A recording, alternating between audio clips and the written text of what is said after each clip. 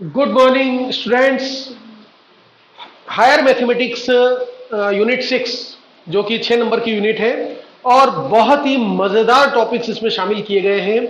हम बहुत ही कम मेहनत में इसमें बहुत अच्छे अंक प्राप्त कर सकते हैं और उसी का एक छोटा सा टॉपिक है वर्धमान और ह्रासमान फलन, या हम इसे इंग्लिश में कहेंगे इंक्रीजिंग एंड डिक्रीजिंग फंक्शन।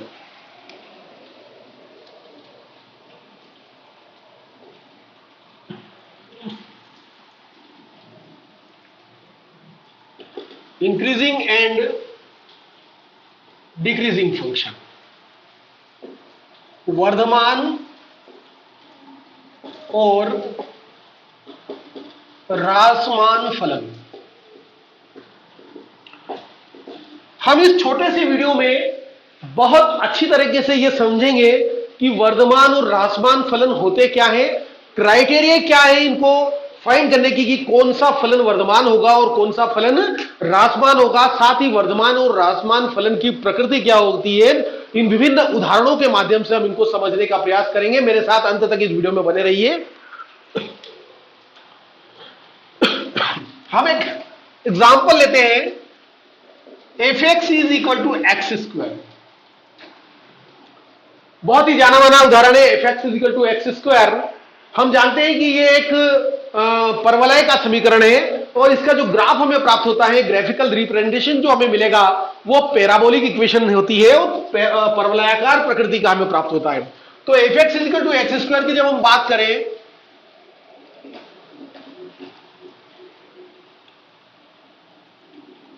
यहां हम इसकी टेबल एक बनाते हैं, -2, -1, 0, +1 एंड +2। fx की वैल्यू हमें मिलेगी 4, 1, 0, 1 एंड 4। इस प्रकार से हमें वैल्यूज मिल जाती हैं। अब हम इन मानों की सहायता से x और fx को हम y एक्सिस पर ले लेंगे। तो x और fx के जो मानों की मदद से जब हम इसको ड्रॉ करते हैं तो इसका ग्राफिकल रिप्रेजेंटेशन या ग्राफीय निरूपण हमें कुछ इस प्रकार से मिलता है, x dash y and y dash, 1 2 3 4, 1 2 3 4, 1 2 3 4। इस प्रकार से हमें इसका ग्राफिकल रिप्रेजेंटेशन मिलेगा। अब देखिए -2 पर इसकी वैल्यू 4 है, तो ये -1 है, ये -2 है, ये +1 है, ये +2 है। -1 पर इसकी वैल्यू कितनी है, -2 पर इसकी वैल्यू 4 है। यहां पर हम चलेंगे 4, 1 2 3 एंड 4, मतलब ये यहां पर। -1 पर इसकी वैल्यू 1 है, -1 पर हम चलेंगे तो 1, ये वैल्यू मिलेगी। 1 पर इसकी वैल्यू 1 है तो 1 पर इसकी वैल्यू 1 हो जाएगी। 2 पर इसकी वैल्यू 4 है तो यहां पर इसकी वैल्यू 4 हो जाएगी। इस प्रकार से हमें पॉइंट्स मिलेंगे।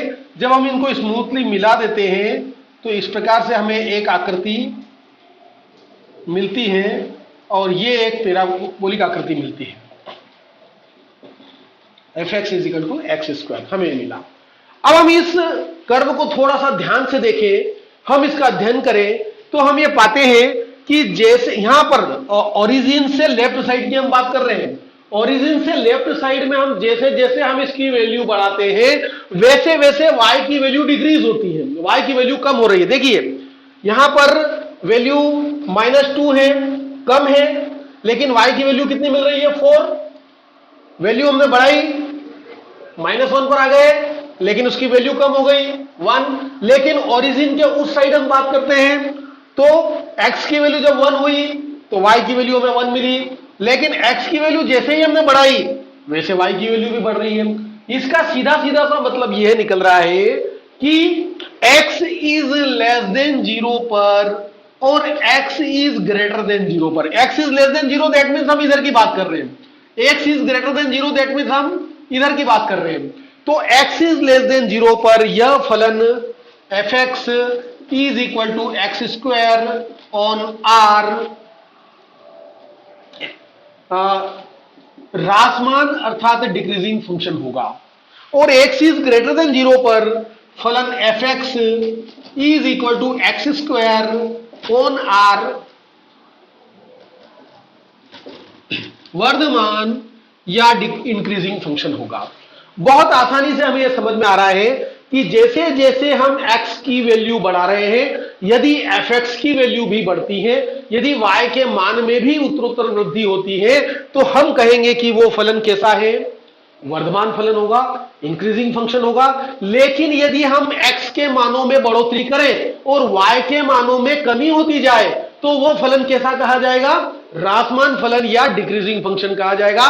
तो fx is equal to x square, जो पैराबोलिक फंक्शन हमने यहां बोर्ड पे लिखा हुआ है, इसमें दोनों प्रकार के प्रकृति हमें प्राप्त हो रही है। x इज लेस देन 0 पर यह फलन डिक्रीजिंग है और x इज ग्रेटर देन 0 पर यह फलन ह्रासमान है। लेकिन यह संभव नहीं है कि हर बार हम हर फंक्शन को ग्राफिकल रिप्रेजेंटेशन करें और उसके बाद हम ये बताएं कि यह फलन ह्रासमान है या वर्धमान है। इसके लिए हम इसकी डेफिनेशन पर जाते हैं।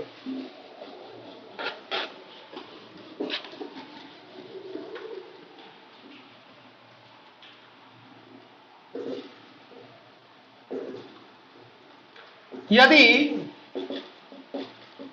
x1 x2 belongs to R, यदि x1 x2 कोई दो पॉइंट हैं और x1 is less than x2 है,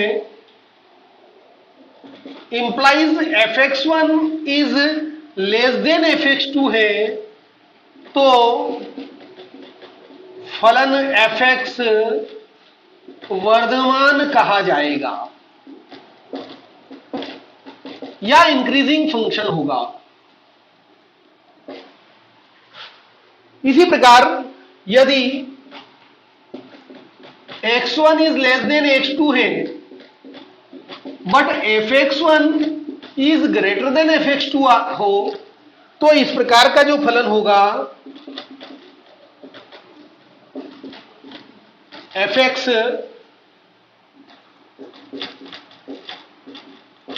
ह्रासमान फलन होगा। x1 x2 से छोटा है और fx1 भी fx2 से छोटा है, तो वो फलन कैसा होगा, वर्धमान। मतलब छोटी जो लेस देन वाली छोटी वैल्यू है, उसके लिए फंक्शन की वैल्यू भी कम आ रही है। फंक्शन की वैल्यू हमने चरों की वैल्यू बढ़ाई तो फंक्शन की वैल्यू भी बढ़ रही है, तो हम ये कहेंगे कि ये वर्धमान फलन है। लेकिन यदि वैल्यू x1 की वैल्यू x2 से कम है, लेकिन इसका अपोजिट हो जाए, fx1 की वैल्यू fx2 से ज्यादा हो जाए, तो वैसी स्थिति में हम इस फलन को हम क्या कहेंगे, ह्रासमान फलन कहेंगे या डिक्रीजिंग फंक्शन कहा जाएगा। ये इसकी डेफिनेशन हुई। लेकिन इसके साथ ही इसका एक बहुत आसान परीक्षण भी होता है, जिसे हम प्रथम अवकलज परीक्षण कहते हैं।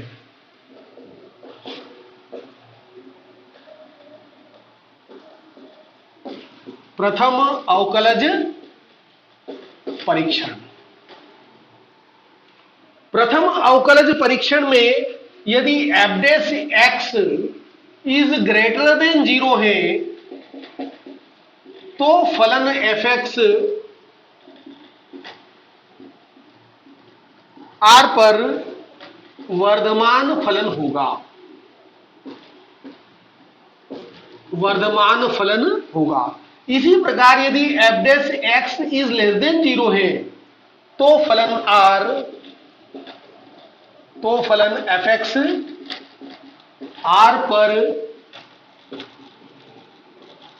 ह्रासमान या डिक्रीजिंग फंक्शन होगा। हमने क्या देखा, x1 x2 को लेके हमने अगर वैल्यू आर्बिट्री वैल्यू सिलेक्ट की और उसके अकॉर्डिंग हमें fx की वैल्यू बढ़ती हुई मिल रही है, या x1 की वैल्यू x2 से छोटी है तो fx1 की वैल्यू भी fx2 से छोटी मिल रही है, तो वैसी स्थिति में हम वर्धमान फलन कहेंगे। और यदि x1 x2 की वैल्यू से अपोजिट मिल रहा है, तो हम ये ह्रासमान फलन कहेंगे। ये आपका प्रथम अवकलज परीक्षण है, फर्स्ट डेरिवेटिव टेस्ट। इसके द्वारा भी हम वर्धमान और ह्रासमान फलन का परीक्षण कर सकते हैं। लेकिन अब इसके कुछ छोटे छोटे क्वेश्चंस हम लेते हैं, जिसके आसानी से हम ये इन चीजों को बहुत ही सरलता से समझ पाएंगे।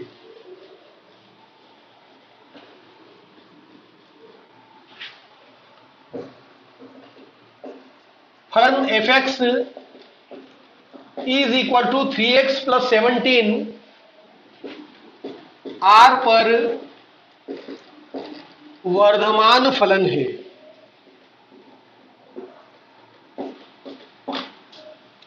सिद्ध करो या परीक्षण करो, जो भी। हमें यह बताना है कि fx is equal to 3x plus 17 r पर अर्थात सेट ऑफ रियल नंबर पर, वास्तविक संख्याओं पर, यह एक वर्धमान फलन है, ये इंक्रीजिंग फंक्शन है। हम इसे कैसे बताएंगे? इसकी दोनों मेथड की हमने अभी चर्चा की। प्रथम अवकलज परीक्षण की भी हमने बात की, और x1 x2 जो इसके ऑर्बिटरी एलिमेंट सिलेक्ट करके हम यदि बताएं तो भी हमने बात की। हम दोनों मेथड से इस सवाल को करेंगे। तो देखिए, पहले प्रथम विधि, ये आपकी हो जाएगी द्वितीय विधि। हम x1 और x2 बिलोंग्स टू R कोई दो एलिमेंट इस प्रकार से ले रहे हैं कि x1 is less than x2। यदि x1 की क्वांटिटी जो है x2 से कम है, छोटी है, तो इस इनइक्वालिटी में यदि हम बोथ साइड 3 से मल्टीप्लाई कर दें, 3 से गुणा कर दें, तो हमें मिलेगा 3x1 is less than 3x2। Again, यदि इस इनइक्वालिटी में बोथ साइड 17 प्लस कर दें, 3x1 plus 17 is less than 3x2 plus 17, तो हमने क्या फाइंड किया? हमने ये फाइंड किया कि fx1 is less than fx2। इसका मतलब ये हुआ कि यदि x1 is less than x2 है, implies fx1 is less than fx2 है। इसका मतलब फलन fx वर्धमान फलन होगा या इंक्रीजिंग फंक्शन होगा, अकॉर्डिंग टू अवर डेफिनेशन। अब सेकंड मेथड की हम बात करते हैं। यह भी बहुत मजेदार विधि है। इसको हम कहते हैं प्रथम अवकलज परीक्षण। fx हमें दिया गया है 3x plus 17, f dash x इसका फर्स्ट डेरिवेटिव जब हम निकालते हैं तो ये हमें मिलता है 3। हम यहां देख रहे हैं कि 3 जो हमें मिला है f डैश x, ये ग्रेटर देन 0 है। और प्रथम अवकलज परीक्षण में हमने अभी ये देखा है कि यदि फर्स्ट डेरिवेटिव ग्रेटर देन 0 आता है तो वह फलन इंक्रीजिंग होगा या वर्धमान फलन होगा, ये और लेस देन 0 आता है तो डिक्रीजिंग होगा। तो यहां हम कहेंगे कि अतः फलन fx r पर वर्धमान फलन है।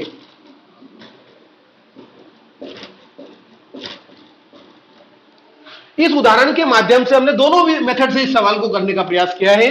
fx is equal to 3x plus 17, और इसको फर्स्ट मेथड से भी किया और सेकंड मेथड से भी किया, फर्स्ट डेरिवेटिव मेथड से भी किया हमने, और आर्बिट्री इसके एलिमेंट सिलेक्ट करके भी हमने इस सवाल को करने का प्रयास किया।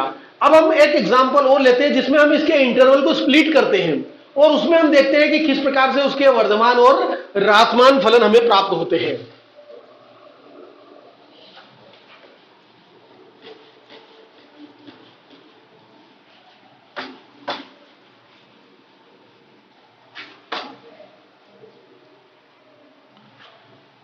फलन fx is equal to x square minus 4x plus 6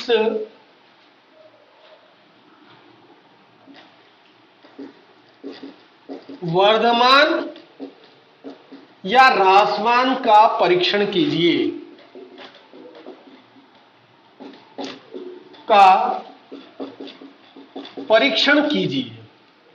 हमें वही क्राइटेरिया यूज करना है।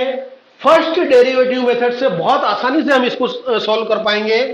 First derivative method f dash x is equal to क्या मिलेगा हमें 2x माइनस 4, और इसका वर्किंग रूल क्या है?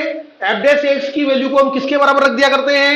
f dash x is equal to 0, तो 2x minus 4 is equal to 0, 2x is equal to 4, x is equal to 4/2, मतलब ये कितना मिला हमें? 2 मिला।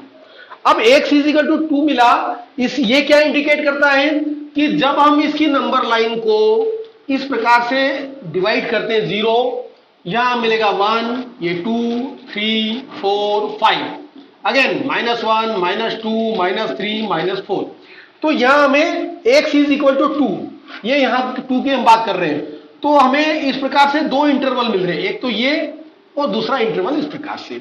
यहां हम चल रहे हैं -∞ और यहां हमें मिलेगा +∞। मतलब ये हुआ कि x इज इक्वल टू 2 इस नंबर लाइन को दो इंटरवल में डिवाइड कर रहा है। कौन कौन से इंटरवल हुए?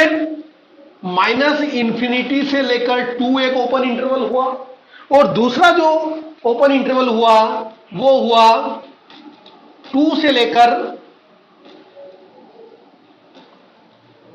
इंफिनिटी तक। ये दो इंटरवल हुए। अब इन दोनों इंटरवल में जो संख्याएं हैं, उन संख्याओं को जब हम इस f' में पुट अप करते हैं तो हमें किस प्रकार के मान प्राप्त होते हैं? क्या हमें पॉजिटिव वैल्यू मिल रही है या हमें नेगेटिव वैल्यू मिल रही है, उसको हम थोड़ा सा ध्यान से देखते हैं। -इंफिनिटी से 2 की हम बात कर रहे हैं। -इंफिनिटी से 2 के बीच में यदि हम संख्या ले रहे हैं, मान लीजिए मैंने यहां 1 ले ली, तो उस स्थिति में हमें क्या मिल रहा है? देखिए यहां 1 ले लेंगे तो क्या हो जाएगा? f' is equal to f'1, value 1 रख देते हम, तो 2 इंटू 1 -4 मतलब हमें मिली -2। -2 मिली, नेगेटिव साइन है, इसका मतलब यह हुआ कि इस इंटरवल में यह फलन ह्रासमान कहा जाएगा। इस अंतराल में फलन f(x) कैसा होगा? ह्रासमान फलन या डिक्रीजिंग फंक्शन कहा जाएगा। हम फर्दरली आगे चलते हैं। 2 इंफिनिटी की जब हम बात कर लें, इस इंटरवल में यदि हम पॉइंट लेते हैं, मान लीजिए 3 पॉइंट ले लिया मैंने इस इंटरवल में, 3 बिलोंग्स टू 2 इंफिनिटी की हम बात कर रहे हैं। जब ये वैल्यू हम यहां रखते हैं तो f'3 इज इक्वल टू हमें मिलेगा 2 इंटू 3 -4, 6 -4 इज इक्वल टू 2, और ये आपका ग्रेटर देन 0 है, ये आपका लेस देन 0 मिला। हमने क्या देखा कि इस इंटरवल में जब हमने कोई पॉइंट लिया और f' में उसकी वैल्यू पुटअप की, तो हमें जो वैल्यू प्राप्त हुई वो पॉजिटिव वैल्यू मिली। इसका मतलब यह हुआ कि इस इंटरवल में फलन f(x) क्या होगा? वर्धमान फलन होगा। इस प्रकार के प्रश्नों के पूछे जाने की संभावनाएं ज्यादा बनती है। तो हमें यह देखना है कि सिंपली हम ये भी निकाल सकते हैं कि वर्धमान और ह्रासमान फलन किस प्रकार से, अभी जैसे हम इसके पहले वाला क्वेश्चन किया। लेकिन इस प्रकार के प्रश्न यदि आते हैं तो हमें इस संख्या रेखा को अनिवार्यतः स्प्लिट करना है, और स्प्लिट करने पर हमें देखना है कि किस किस अंतराल में उसके फलनों की प्रकृति कैसी होगी, अर्थात वो वर्धमान फलन होगा या ह्रासमान फलन होगा। और भी हम बहुत सारे फंक्शनों पर हम विचार कर सकते हैं। देखिए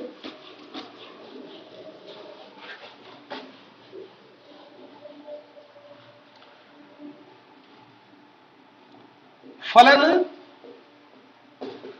f(x) is equal to cos x, where x is lies between 0 and pi। हम cos x की बात कर रहे हैं, यह फलन जबकि x की वैल्यू किसके बीच में है? 0 और पाई के बीच में है। वैसी स्थिति में हमें फलन के वर्धमान है या ह्रासमान प्रकृति है उसका निर्धारण करना है।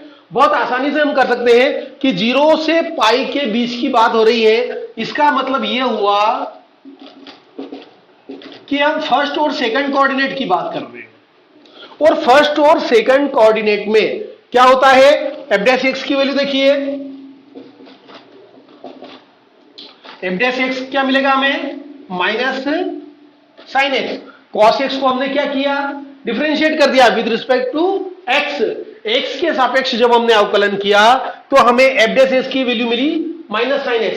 लेकिन हम क्या देख रहे हैं कि फर्स्ट कोऑर्डिनेट में और सेकंड कोऑर्डिनेट में, दोनों कोऑर्डिनेट में sin x जो है वो ऑलवेज क्या मिलता है? पॉजिटिव मिलता है। हमें फर्स्ट कोऑर्डिनेट में भी sin x पॉजिटिव मिलेगा और सेकंड कोऑर्डिनेट में भी sin x पॉजिटिव मिलेगा। तो जब दोनों 0 से पाई के बीच में sin x यदि पॉजिटिव है तो that means f' is always क्या होगा? नेगेटिव मिलेगा।